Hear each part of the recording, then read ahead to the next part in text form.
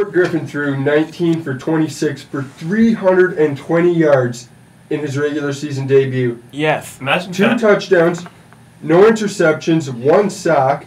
But wait, this is the real kicker here. Griffin rushed 10 times for 42 yards. Wow. That's nuts. That's like 360 total yards for him. Yeah. In a rookie debut. And he's the first Redskins quarterback to make his debut in Game 1 in 51 seasons. You know what? I think he could actually make the Redskins a legitimate team again. I think so. For the past, 5-6 years, they've been a team that's been in the toilet. Dan Snyder's trying to kill this team one season at a time. They haven't been back to the playoffs since, I think, 2004. I mean, this could be the revival year for this Redskins team. Definitely. Was this Redskins team, did they have the defense as solid as it looks? Because Drew Brees threw 24 for 52, and then New Orleans rushing combined for 32 yards. I think the defense is better. I mean, Washington's always been a team where you could be myself, Brilsey, and a ham sandwich. We could put up 50 points in this Washington team. I think they're much improved. They are a better team. You got Brandon Rackpo at linebacker. They are a much better team in my mind.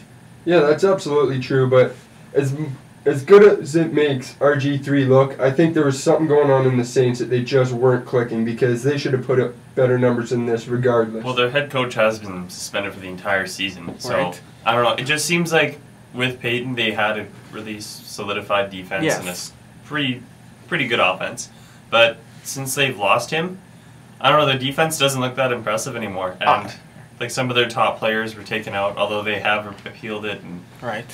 I don't know, it just doesn't look the same. I don't know. I mean, the Saints, we mentioned this last week. The Saints team, I mean, you got a head team here where your GM suspended, your head coach is suspended, your interim coach is suspended. It's Aaron Cromer, the O-line coach, who is the interim for the first 6 weeks of the season. When your O-line coach is the acting head coach, that's not good.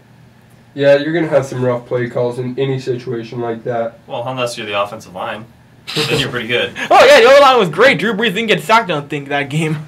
So, what do we say about Andrew Luck? The kid comes out, throws 23 for 45, still manages to get 309 yards, but sacked 3 times for 16 yards lost, throws 3 interceptions. It's growing pains. Yeah, he's gonna learn. And remember, you can't always blame the sacks on just a quarterback. You're also Right. got to kind of keep the offensive line into account. And maybe a receiver ran the wrong route, but you've got to adjust to that. He's just got to learn. Exactly. I mean, look at Indianapolis. They released everybody this offseason. Who's got now? Just Austin Collie and Donald Brown, basically. Yeah, and this was a team that they just didn't look like they were ready to be playing regular season. They looked like they would have benefited from another preseason game. Exactly. I mean, it was a tough first test for them against a defensive team known in Chicago. So, I mean, I didn't expect Locke to do a lot, but he did more than I expected. So.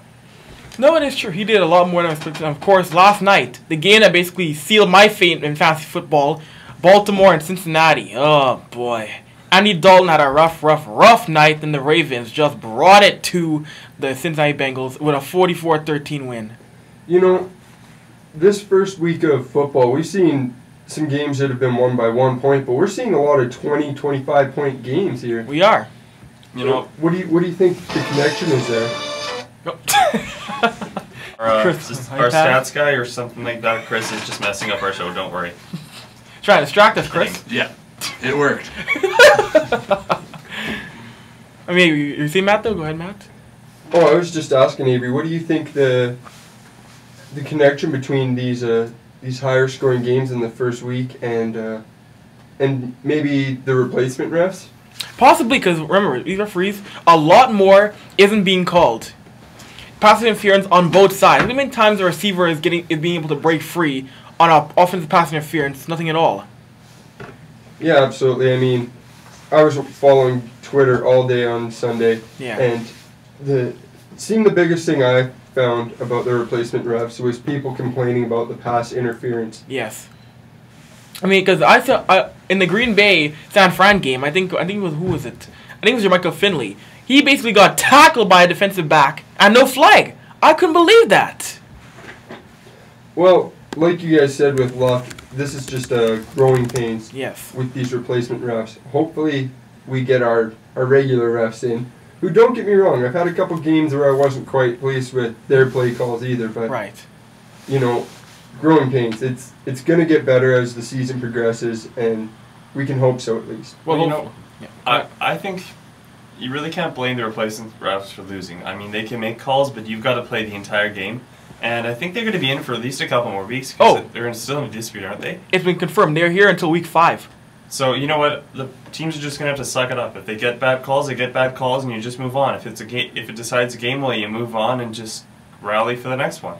Exactly. Yeah, you know, you're absolutely right there, Brilsey. It's like you said, teams have got to be playing some complete games, but it's so deflating to be getting these penalties and to be not getting these penalties. And oh, yeah.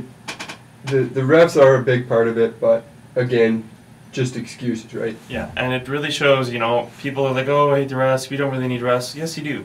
It's kind of saying, hey, you know what, these refs are important, and since you don't have them, and you have replacements, this is what you're getting now. So stop complaining about those previous calls that gave you last season. Exactly. And now, switching up north to the CFL, Saskatchewan, Winnipeg. Wow. The Banjo Bowl. I don't know. Winnipeg's interim head coach Tim Burke. He's off his rocker, I would say myself. I think he fell off his rocker game 1. But yeah, I just, you know, I'd say the most, because my dad was watching the game while I was doing an interview with a mob member in Edmonton, but that sounds really dangerous, but whatever. That's a different story. But it wasn't. Yeah, it wasn't. I'm just making it sound bad. It was, I don't know. My dad said there were a lot of undisciplined penalties that Saskatchewan took. Like, there were a few face masks and unnecessary roughness penalties and all that stuff. And then that last call at the end of the game with going for the punt instead of that field goal was just ridiculous. Did no one tell Tim Burke you're only down by 2 if you get a single? Obviously. I mean, and you're in field goal range. So why are you punting? I mean, I can like 1% understand the going for the coffin corner, but that's a lot of risk because you got to really trust your punter. You got to be like, you've got to get it inside that 5-yard line. Exactly. But at the same time, guys, you got to remember that those are the type of plays where you put that pressure on the punter and you show that you have that faith and you have that trust in him. It is going to help that kicker perform. You know, if you know that your coach has that confidence in you, it's a huge boost to team morale. No, it is most definitely true. Actually, guys, we'll come back to this. Guys, our first commercial break. Pay some bills. Avry Sports Show, Morning Edition, NR92.com, station for students, plant life, and small bacteria. Later.